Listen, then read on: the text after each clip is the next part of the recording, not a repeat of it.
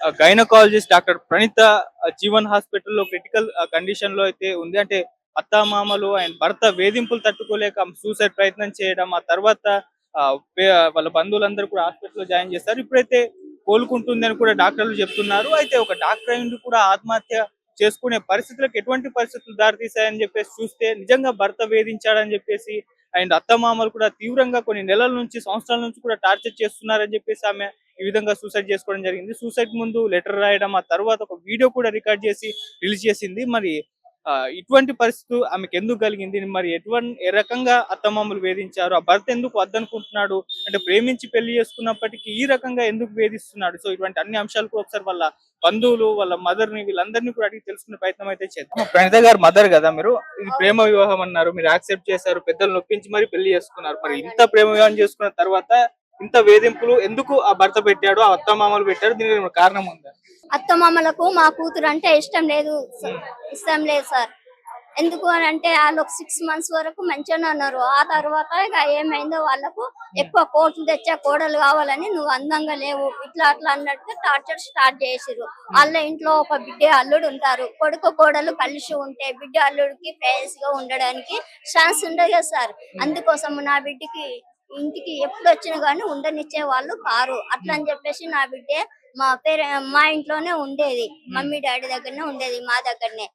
ఇంకా మరి ఎక్కడ ఉంచాలో ఆ ఇంట్లో వాళ్ళు రానియనప్పుడు అతను ఉండేవాడు కాదు ఇంట్లో.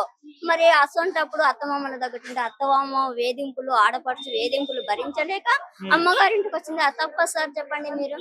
అలాంటప్పుడు అమ్మగారింట్లో పోయి ఉండమంటే సరే నువ్వు వచ్చి ఉండు అంటే ఈమె లేనప్పుడేమో ఇంటికి వస్తాడు, ఈమె ఉన్నప్పుడేమో రాడు. నెల్లూరులో బిజినెస్ అని చెప్పి పోతాడు. రోజు ఉంటుంది సార్ బిజినెస్.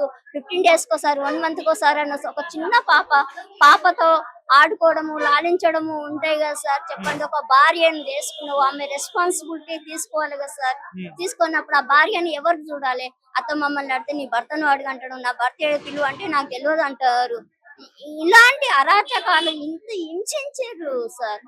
ఇంత హింసిస్తే ఆ అమ్మాయి ఏం చేస్తుంది? ఆ ధైర్యం కోల్పోయి ఇంతవరకు తీసుకొచ్చుకుంది ఆమె. మీరు పోలీస్ కంప్లైంట్ చేశారా? ఇంత వేధింపులు చేసాం సార్, చాలా సార్లు పలుమార్లు చేసినాం. పోలీస్ కంప్లైంట్ ఇస్తే ఎలాంటి చర్య తీసుకోలేరు సార్. లోకల్ పోలీసులు వాళ్ళు చర్య తీసుకుంటుంటే ఇంతవరకు వచ్చేది కాదు. ఆయన డైవర్స్ నోటీస్ పంపించారు. మేము పంపిస్తే మాట్లాడదాము ఎందుకు అని అంటే కూడా దానికి ఆన్సర్ లేదు వాళ్ళ దగ్గర. ఆయన డైవర్స్ నోట్ పంపిస్తే మా పాప నాకు నా భర్త కావాలి, పిల్ల పెద్దగా అయిందని చెప్పేసి ఈమె అప్పీల్ చేసింది కోర్టుకు సార్. అది కోర్టులో నడుస్తున్నది ఇంకా. సో ఇటు పెద్దలంతా కలిసి ఒకసారి మాట్లాడి వీళ్ళ మధ్య గొడవల్ని క్లియర్ చేసే ప్రయత్నం ఏమైనా చేశారా? చేసాం సార్. చేస్తామంటే మీటింగ్ పెడదామంటారు, డేట్లు ఇస్తారు. ఆ డేట్ల టైం కు రారు, వాళ్ళ అత్త మామ రారు. పెద్ద మనుషులు ఫోన్లు ఎత్తరు. మేము ఇంకా ఎవరిని అడగలేదు సార్. పలుమార్లు పోలీస్ స్టేషన్ లో కూడా ఇలాంటివి అయినాయి. పోలీస్ లో కూడా టైం ఇచ్చి రాడు, ఆడు కూడా రాలేరు. మేము పోలీసు వాళ్ళని కూడా అడిగాము, వాళ్ళు టైం ఇస్తారు. ఎందుకు వస్తలేరు సార్, ఏంటి తెలుసుకోరంటే వాళ్ళు ఫోన్లు ఎత్తుతలేరు, బిజీ అంటారు. అంటే మేము ఇంకా ఎక్కడ చెప్పుకోలేదు సార్. అందుకోసము మేము లీగల్ గా పోదామని అనుకున్నాం సార్. లీగల్ గా పోదాం అనుకుంటే వాళ్ళు ఇంత అరాచకంగా ఇంత హింస ఇట్లా చేస్తారు సార్. వాళ్ళు ఏం చేద్దాము దానికి. అందుకే మీ మీడియా ఇలాంటి నా బిడ్డకు న్యాయం జరగాలి అని మీ మీడియా ద్వారా అప్పీల్ చేస్తున్నాను సార్. మేమంతే. సో ఇప్పుడు పాప ఎక్కడ ఉంది? మీ దగ్గర మాతోనే ఉంది సార్. మా పాపకి ఇప్పుడు 4 years కంప్లీట్. 5 years వచ్చింది. మరి నా దగ్గర ఉండకపోతే ఇంకెక్కడ ఉంటది? వాళ్ళు చూడనప్పుడు ఏడుండాలి చెప్పండి? కనీసం మరి హాస్పిటల్ ఇంత క్రిటికల్ సిచ్యువేషన్ లో ఉంది, వచ్చి చూసే ప్రయత్నం ఏమైనా చేశారా? వాళ్ళు చూడడం కాదు, అసలు నాకు ఇష్టం లేదు ఆమె అని అంటాడు. అప్పుడు ఎలా ఇష్టం సార్? ఇప్పుడు ఎందుకు ఇష్టం లేదు అంటే కోట్లు తెచ్చా కోడలు కావాలన్నా, కోట్లు తెచ్చా భార్య కావాలన్నా, నీకు ఇదంతా వేధింపులు ఇంకా అదనం కట్నం కావాలనే కదా సార్. అప్పుడు నచ్చింది ఎట్లా, ఇప్పుడు నచ్చలేదు అనుకో. ఒక పాప ఉంది కదా సార్, నీకు ఇష్టం లేకుంటే చెప్పు సరే. అట్లా కానీ ఇట్లా ఈ వేధింపులేంది? పని వాళ్ళతో నీ కొట్టియడము, ఇంట్లో కరెంటు బంద్ చేయడము, వాటర్ 2 days కోసారి స్నానాలు చేయడం సార్. ఇలాంటి హింస పని మనుషులకి పెన్ కెమెరాలు పెట్టుకొని తిరుగుతారు సార్. మేమేమన్నా పాకిస్తాన్ వాళ్ళమా, టెర్రరిస్టుమా ఏంటి సార్? ఇంత హింసలు, బయటికి వెళ్ళనియరు, డోర్ పెట్టుకొని ఇంట్లో ఎంతసేపు ఉంటాం సార్. ఇవన్నీ మానసిక శోభ. 3 months కెళ్ళి అన్వయించి నా బిడ్డ ఇలాంటి డిసిజన్ తీసుకుంది. నా బిడ్డ చాలా ధైర్యవంతురాలు సార్. ఇంత అధైర్యవంతురాలు అయితే కాదు. రోజు 100 మంది జీవితాలు నిలబెట్టే ఒక రెస్పాన్సిబిలిటీ గల మ్యాన్. ఇట్లా చేస్తే ఎట్లా చెప్పండి సార్? సో మీ అల్లుని అత్తమామలే అంటే వాళ్ళ పేరెంట్స్ ఇద్దరే మ్యానిపులేట్ చేసి ఈ విధంగా టార్చర్ చేశారా, లేదంటే ముగ్గురు కలిసి ఈ విధంగా టార్చర్ చేశారా? ముగ్గురు కలిసి వీళ్ళకు తోడుగా వాళ్ళ మరదలు పుష్ప, అల్ల చెల్లెలు సులోచన అల్లుడు ఆ, సతీష్ రెడ్డి, ఆడపడుచు ఝాన్సీ భర్త సోసుల్ రెడ్డి, వీళ్ళందరి అరాచకాలు సార్. వీళ్ళందరూ ఒక ఆడపిల్ల ఇంతమంది అరాచకాలను ఎట్లా తట్టుకుంటారు సార్ చెప్పండి.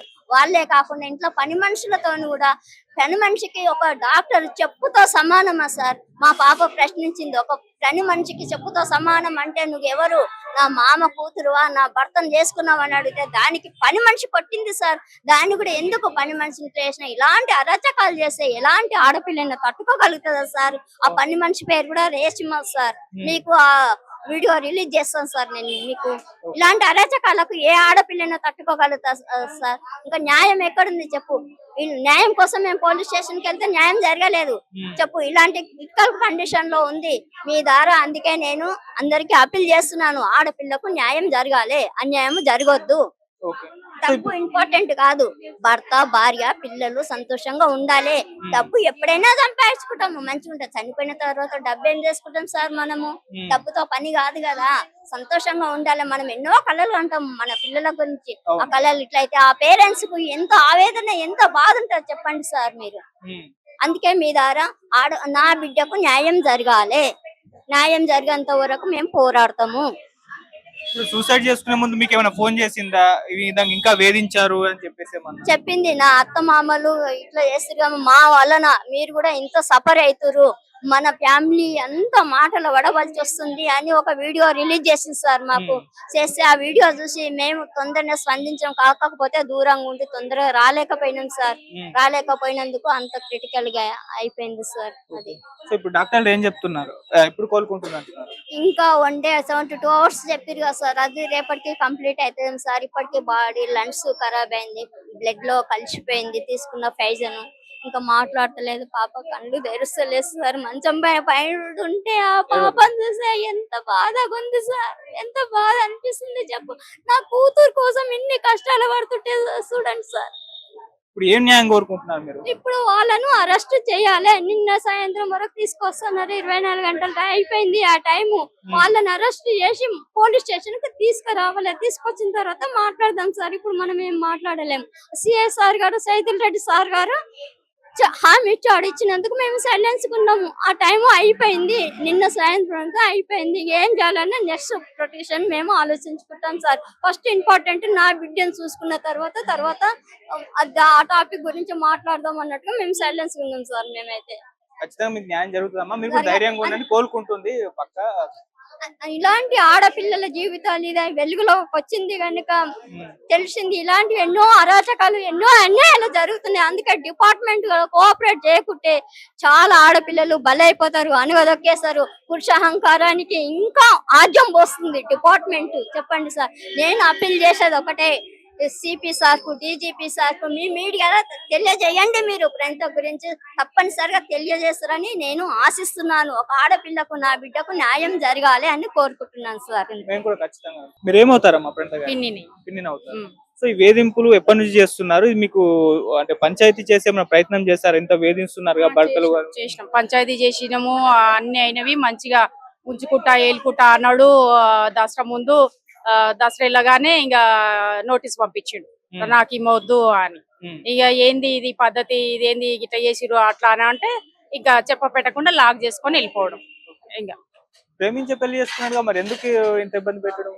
అని ప్రేమించే పెళ్లి చేసుకుంటూ పెళ్లి ముందుకు ఒక మాస్క్ చూపించిండు పాపకి. పెళ్లి అయిన తర్వాత మరి అతని మొత్తం ఓపెన్ చేసేసిండు పాపని. ఎట్లా అంటే ఒక డాక్టర్ దాన్ని జాబ్ ను కూడా మొత్తం నువ్వు చదవద్దు, నువ్వు ఇంట్లో ఉండాలి, ఇట్లా చేసి నువ్వు నేను చెప్పినట్టే ఉండాలి, సాధారణ గృహిణులు ఇట్లా. నువ్వు పెళ్లి ముందు అట్లా చెప్పలేదు, పెళ్లి అయినాక చెప్పిండు. ఆ పాప చదువుకున్న అమ్మాయి నేను అలా ఎలా ఉండాలనుకుంటది? ఏనాడు బిడ్డ పుడతా కూడా ఒక బాధ్యత కలిగిన వ్యక్తిగా అతను ఏమీ చేయలేదు. ఇప్పుడు అన్ని రాంగ్ ఇన్ఫర్మేషన్ ఇచ్చుకుంటా రాంగ్ గా వెళ్తున్నాడు పబ్లిక్ కి. అబ్బాయి తల్లిదండ్రులు అతను అట్లా మార్చారా, లేకుంటే ఇతను కూడా అట్లనే ఉన్నాడా? ఇంకా మనకు తెలియదు. అక్కడ వాళ్ళ కాలనీ వాళ్ళు కొంతమంది పెద్ద మనుషులు చెప్పారండి ఆ రోజు, ఈ బాబును మీ పాపను ఎట్లా ఇచ్చిరో గానీ ఈ బాబుకు వాళ్ళనే చెప్పారు, ఈ బాబుకు ఈ పాపనిచ్చేది లేదు, మీరు ఎట్లా బోల్తా పడ్డారో మాకు తెలియదు అని ఆ రోజు పెద్ద మనుషులు చెప్పారు.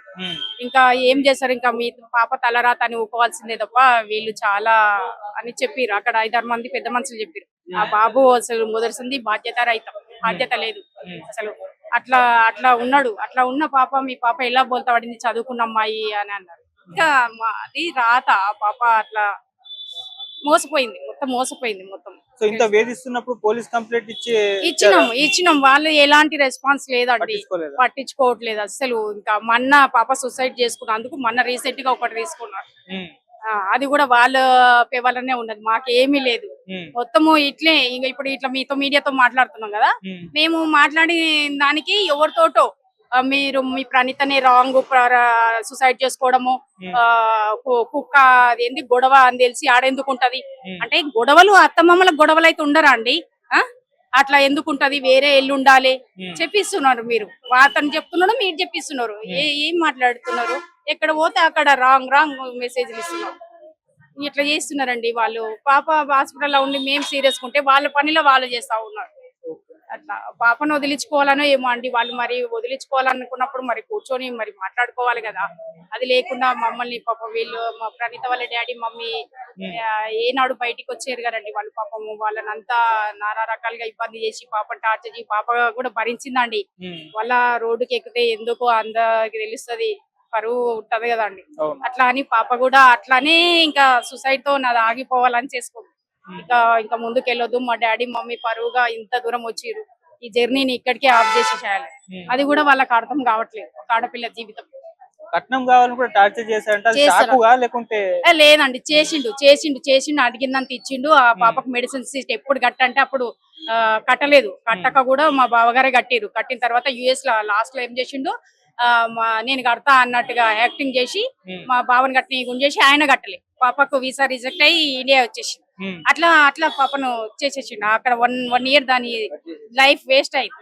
ఇక్కడ రెయిన్బో హాస్పిటల్ ఇక్కడ వచ్చి జాయిన్ అయింది పీజీ అయిపోయిన తర్వాత. అక్కడ కూడా 1 year వేస్ట్ అయ్యేటట్టు చేసేసి మొత్తం ఆ పాపను బ్లాక్ చేసేసి. ఇవన్నీ ఎట్లా ఉంటాయి ఆ పాపకి? తన లైఫ్ ను కూడా సరిగా చేసుకునియకుండా ఉంటాయి. ఆమె వాళ్ళ అమ్మ అంటది వాళ్ళ ఇంట్లో పాపను పెట్టుకుంటది, పాపకు కొడుకు, ఇప్పుడు మా పాప వాళ్ళ ఆడపడుచుకో కొడుకు, వాళ్ళని ఇంట్లో పెట్టుకొని పని మనిషిని పెట్టుకొని అన్ని విధాలుగా పెడుతుంది. మా పాప ఏమన్నది, నా బిడ్డను కూడా చూడండి అత్తయ్య, పని మనిషిని పెట్టండి, డబ్బులు ఇదే ఇస్తానది చూడండి అంటే, నేనెందుకు చూస్తా, నేను చూడను, మీ అమ్మ వాళ్ళ ఇంటి కాడ పెట్టుకొని చూసుకో, నువ్వు కూడా అక్కడే ఉండు, నువ్వు ఇక్కడ ఎందుకు? ఏం అడ్డైతుంది నీకు ఆ పాప చెప్పు? నువ్వు కొడుకుకు సర్ది చెప్పుకొని కాపురం చేయించాలి తప్ప నీ కూతురుకైతే ఒక న్యాయం చేస్తావా? పాపం డబ్బులు కూడా ఈ పాప ఇస్తానది, పని మనిషిని పెట్టండి అత్తయ్య, నా పాపను చూసుకోండి. నాకు డాక్టర్ అంటే ఎట్లుంటదండి, నైట్ డ్యూటీలు పోవాలి, మార్నింగ్ పోవాలి, ఓసారి 2 days గాని రాదు, అక్కడ డెలివరీస్ ఉంటాయి. పాప అంత హార్డ్ వర్క్ చేస్తుందండి పాప, తెలుసా? ఎంత అసలు హెల్ప్ చేస్తా ఉంటది. ఇప్పుడు పేదలు ఎవరని ఉంటే కూడా వాళ్ళకి కూడా సహాయం చేస్తారండి. అలాంటి నేచర్ కలిగిన పాప. వీళ్ళు ఇట్లా చేస్తా ఉన్నారండి, అక్కడ ఇన్ఫ్లుయెన్స్ చూపించుకుంటే అనగదొక్కాలని చూస్తున్నారు.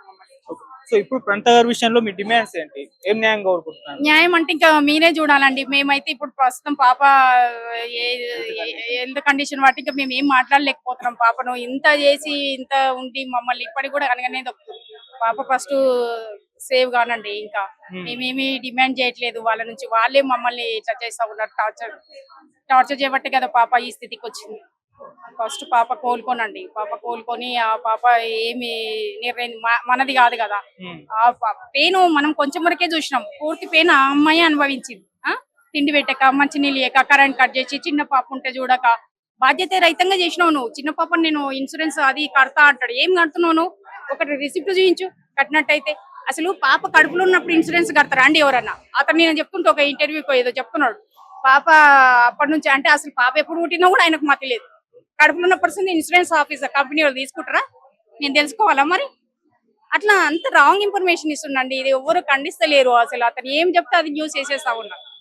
ఎవరైనా దయచేసి న్యాయం ఏందో అదేందో చూసి ఎవరు న్యాయం చెప్తారు, ఏడ న్యాయం ఉంది అని చెప్పి. ఈయనే చూడండి, మా పాప సూసైడ్ చేసుకొని ఉంటే పాప పోయి అంటే పోలీస్ స్టేషన్ లో కేసు పెట్టింది. ఎట్లా పెడుతుందండి? శవం పోయి పెడతా, మనిషి పోయి పెడతా? ఆమె పోయి పోలీస్ స్టేషన్ లో కేసు పెట్టిందట చెప్తా ఉన్నారు.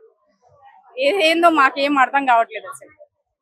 మరి సూసైడ్ ప్రయత్నం చేసిన తర్వాత ఇంత క్రిటికల్ కండిషన్లు ఉన్నప్పుడు వాళ్ళు వచ్చి చూసే ప్రయత్నం ఏమైనా చేస్తారు? ఎక్కువ లేదు లేదు మేము చూడము. మేము మా అమ్మాయి ఆమె నాకు వద్దే వద్దు, మేము వద్దనుకుంటున్నాం. మేము ఎందుకు అంటే వాళ్ళు వేరే ఎవరినో అబ్బాయి మరి పెళ్లి చేసుకోవాలనుకుంటున్నాం, మరి ఏందో మాకు అర్థం కావట్లేదు. మేము చూడము.